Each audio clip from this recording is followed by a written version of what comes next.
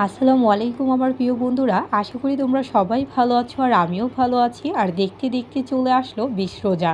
আর ২০তম রমজানে প্রতি বছরই বাসায় খাওয়া হয় আমাদের পুরান ঢাকার ঐতিহ্যবাহী খাবার কচু আর সাথে চাপড়ি। তাই এই বছরও বাসায় রান্না হচ্ছে, ভাবলাম বন্ধুদের সাথেও শেয়ার করা যাক। আগে তো নানু দাদুর হাতে খাওয়া হতো, তবে এখন এই মজাদার কচু খাওয়া হয় মায়ের হাতে। খেতে এতটা দারুণ লাগে বন্ধুরা যে আমার বন্ধুদের সাথে আমার মায়ের হাতে এই মজাদার কচুর রেসিপিটি শেয়ার করে ফেললাম। আর মা এখানে কচুর খোসা ছাড়িয়ে ভালো করে কেটে ধুয়ে অল্প একটু লবণ দিয়ে এখন সেদ্ধ করে নিচ্ছে মা। এতে কচুটা তাড়াতাড়ি করে গলে যায়। আর তোমরা দেখতেই পাচ্ছ বন্ধুরা, কচুটা অলরেডি সেদ্ধ হয়ে গিয়েছে, তাই জালিতে এখন ঝরিয়ে নিচ্ছে পানিটা।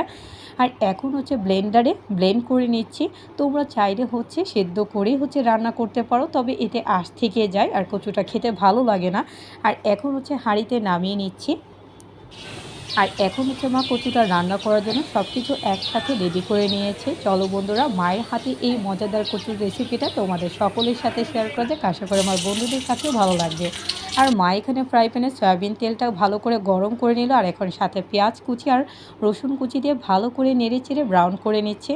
আর পেঁয়াজ আর রসুনটা পুরোপুরি ব্রাউন হয়ে আসলে মা আগে থেকে পেস্ট করে রাখা ব্লেন্ডারে কচুর সেদ্ধগুলো দিয়ে দিল। আর এখন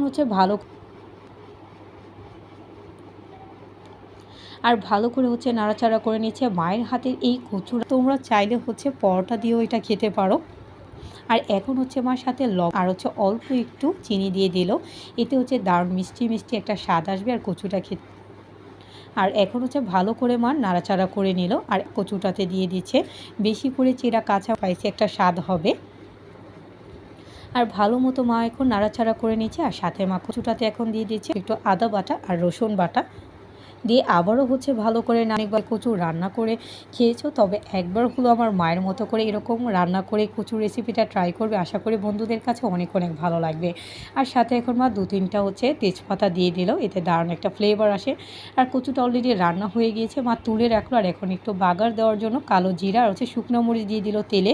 এতে বাগার দিলে কচুর ফ্লেভারটা আরও দারুণ আসে আর খেতে কিন্তু সত্যিই দারুণ লাগে। আর এখন রান্না করা কচুটা মা ঢেলে দিল, আর ভালো মতো নাড়াচাড়া করে নিচ্ছে। দারুণ কিন্তু ফ্লেভার আসছে বন্ধুরা, যা তোমরা পাচ্ছ না। তোমরা পেতে হলে কিন্তু অবশ্যই একবার হলেও আমার মায়ের মতো করে এরকম করে কচুর রেসিপিটা বাসায় ট্রাই করবে। আর এখন মা কচুর সাথে খাওয়ার জন্য চাপড়ি তৈরি করছে, সেটাও আমার বন্ধুদের সাথে শেয়ার করে ফেলাম। এখন মা চালের গুঁড়া নিয়ে নিল, যেটা আমাদের এখানে প্রতিটা দোকানেই রেডিমেড পাওয়া যায়। আর সাথে এখন মা পেঁয়াজ কুচি, কাঁচামরিচ কুচি আর একটু ফ্লেভার বাড়ানোর জন্য পুদিনা পাতা দিয়ে দিলাম।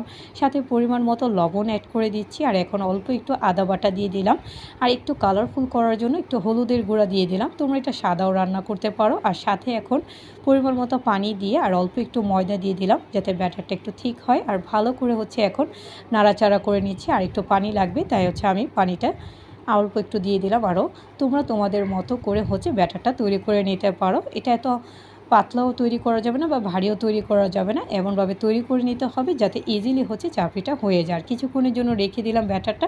আর এখন ফ্রাই প্যানে একটু তেল ব্রাশ করেই অল্প অল্প করে একটু মিশ্রণটা দিয়ে চাপড়িটা তৈরি করে নিচ্ছি। আর কিছুক্ষণের জন্য ঢেকে রাখছি।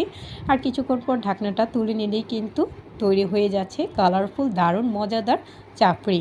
তোমরা চাইলে কিন্তু পরোটা দিয়েও এই মজাদার কচুর রেসিপিটা ট্রাই করতে পারো। আশা করি আমার বন্ধুদের কাছে আমাদের পুরান ঢাকার ঐতিহ্যবাহী ট্রেডিশনাল এই খাবার আমার মায়ের হাতের মজাদার কচু আর চাপড়ি ভালো লেগেছে। তোমরা কিন্তু অবশ্যই লাইক কমেন্ট শেয়ার করতে ভুলবে না।